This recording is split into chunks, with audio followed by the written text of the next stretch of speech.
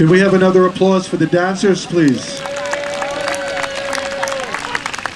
I'm going to hand the mic back over to Lakota in a moment while we're waiting for our other performers, but the Yuki performers will be coming out shortly. I've agreed to kind of help and help out a little bit up here. But I just wanted to say that, you know, indigenous peoples all over the world are still suffering. Suffering is not 500 years ago. You know, a lot of times when they talk about these statues that are monuments to these colonizers and other oppressors, when we come out against them and we try to educate them about why that's not correct, oftentimes we hear, oh, what are you so worried about? That happened so long ago. You know, why are you still worried about it? Well, why are we still worried about it? Because we still have to look at the statue every day. So why is it long ago for us, but it's okay for them to have it there in the present time? But just to give you an example, I mentioned this morning, and I was asked to bring a message out from the Amazon, some of our relatives over there. You know, we're going through an ecological and climate crisis on the earth because of the moving away from that connection with the world around us. Indigenous peoples, our teachings connect us to the earth. We observe, we listen, we work with our environment. However, about 531 years ago, a group of people came who were not interested in working with the environment. They were just interested in taking. If you're from an indigenous people's culture, you know that our cultures are really blessed and based on respect, one, and reciprocity, meaning that we just can't take, we have to give. Sometimes you give physically in a form of an offering. Sometimes you do that in the form of a song. But because people haven't been doing that, we can see how the earth is going through severe changes right now.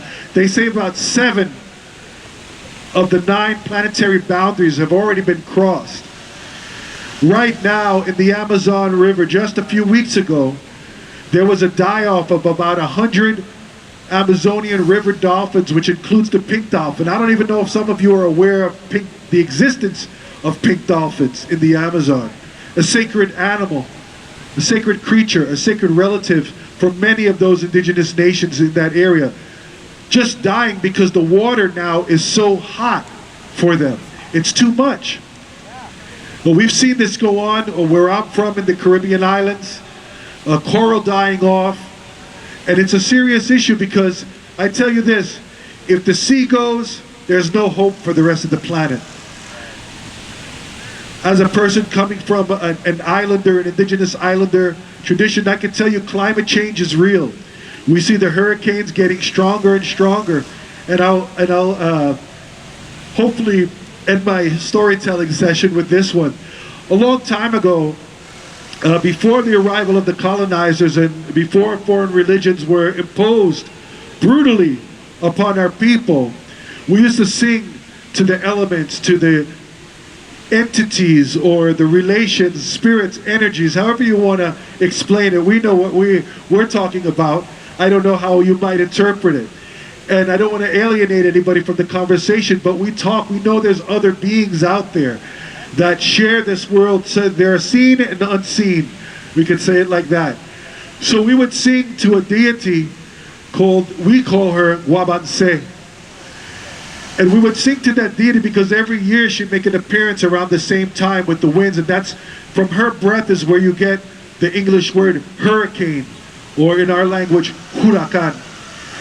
And the elders told us that as people started to stop singing to her, that the storms would get stronger and stronger.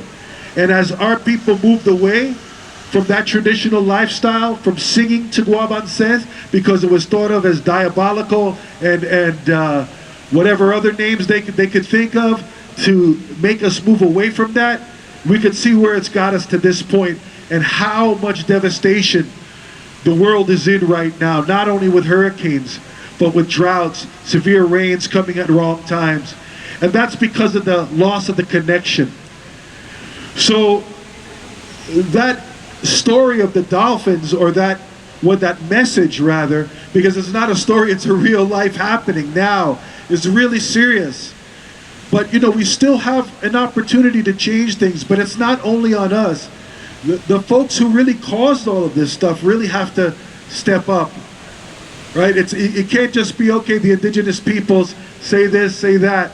No, there's other people who are involved who really has to step up, and they need to be held accountable, not only by indigenous peoples, but everybody on this planet. Everybody has to be involved.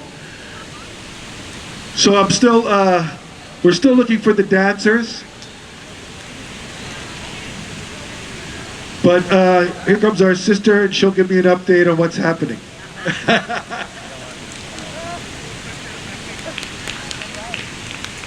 Yes, we are very blessed to have him here.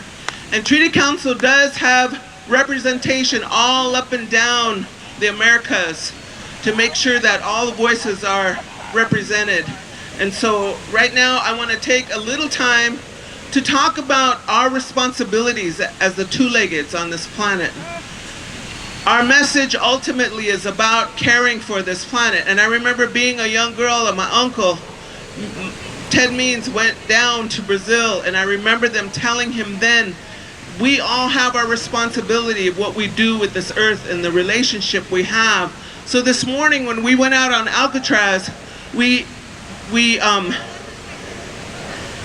well, see, it's like this, but our people everywhere used to always, everywhere across the planet, right, your ancestors, if you go back far enough, they would greet the morning star and see it as the doorway to bring the sun through to bless us each day.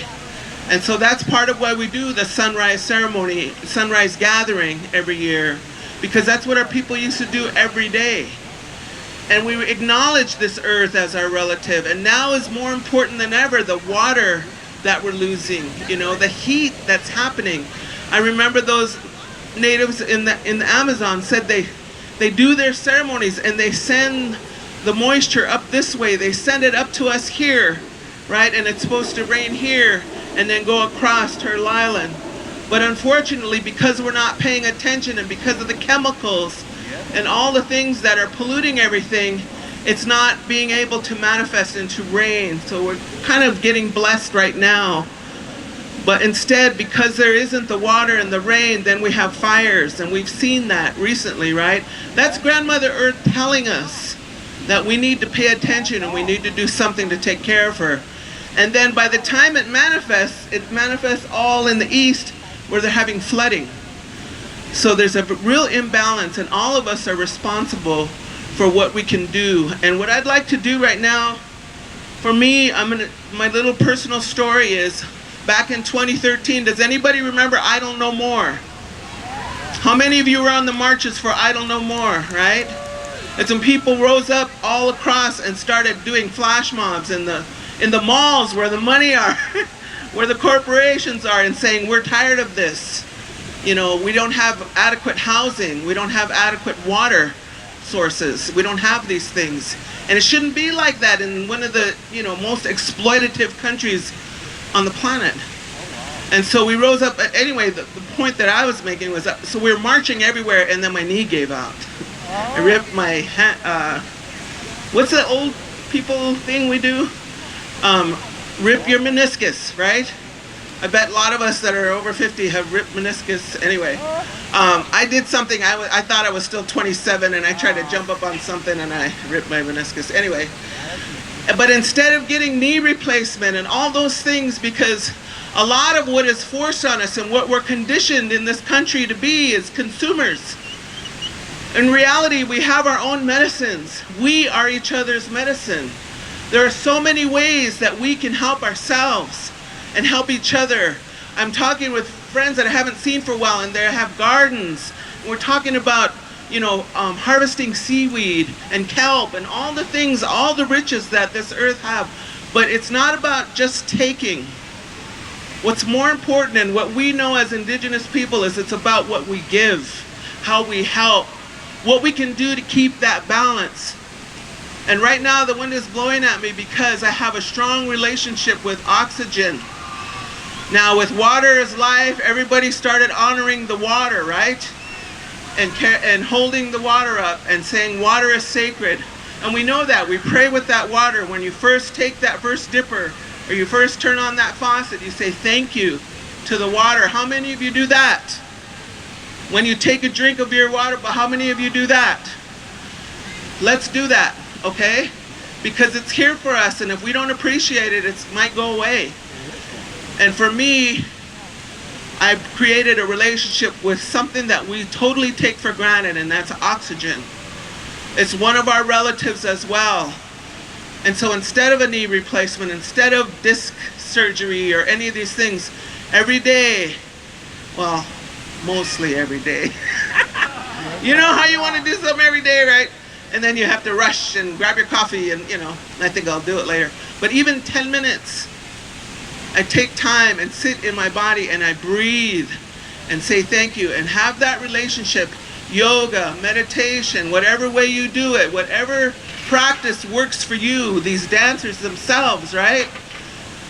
All of us, I ask that oxygen and I send it to my knees and to my back and now to my shoulder. And it, you know what? Look at me. You know? It's because I believe and I respect that relative, oxygen. She can help us. Anytime we show respect for anything, you create that relationship, that matter of respect. And that's why I talk about it. Because we breathe without even thinking about it. We don't even acknowledge these trees that have been here year after year watching us. Listen, they say, there she goes again, because I'm always on this mic. You know, but all of them are relatives and they care about us. And they want us to live just like we want them to live. So that's a little bit of what I wanted to say. So let's just take some time to honor our bodies right now with this medicine that is oxygen. And yes, I'm just killing time. We have a dance group that is having trouble finding parking. But we're going to move on. We're not leaving you hanging at all. Let's all take some deep breaths in. So I'm going to just say in and out. And once you close your eyes and thank the oxygen, what does it look like? Does it wear something? Is it a color? Whatever you want to picture her as to be, or him, or, you know, genderless, right? It's oxygen. So let's just breathe in and out. When you breathe in, send it to your body. In and out. Wherever you need it the most, in your back or your hips, in and out. And you can do that anytime because it is our medicine. It's what we've been given. So I just want to thank you for spending a little time doing that with me.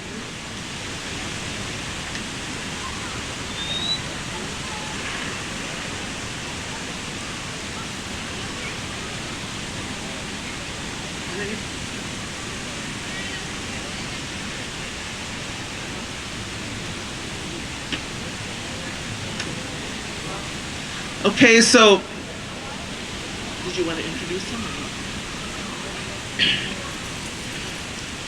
One of the things that helps keep this, you got more of me, sorry. One of the things that helps through our communities and has kept us surviving genocide is that we take care of each other and we help each other out. And I guess some people call it volunteerism, right? We call it being indigenous because we have to take care of these relatives. And years ago, after the occupation, after the takeover of Alcatraz, in 1979, Bill Wapipa. How many of you know of or have heard of Bill Wapipa? He is a Bay Area legend. He took that, what he learned from being in Alcatraz, and he learned from his ancestors.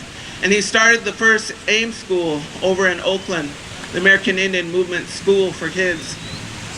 And then he started the return to Alcatraz, and we've been doing that since 1979 because he started that. And now we have his grandson and his great-grandson on this drum. Because at the same time, when we were AIM kids, at the time, their grandfather and grandfather Mike Ballinger, we were kids, we were AIM kids when they took over Wounded Knee, when they took over Alcatraz. But we were taught that we take care of each other and we learn these sacred ways. And Mike learned all these songs, ceremony songs, blessing songs, honoring songs, grieving songs. We had songs for everything. And he didn't just keep it to himself, he taught, and for decades over at Friendship House in Oakland, he's been teaching people. Everyone is welcome.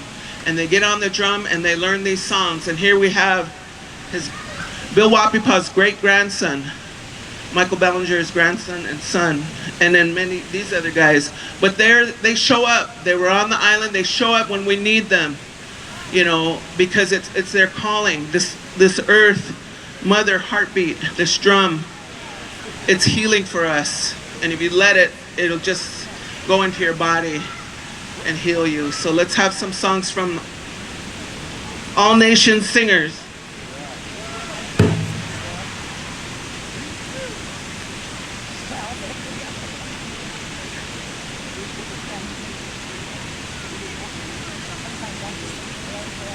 Okay, so we're going to do a grand entry with the All Nations dancers, and then they'll say a few words after that, okay?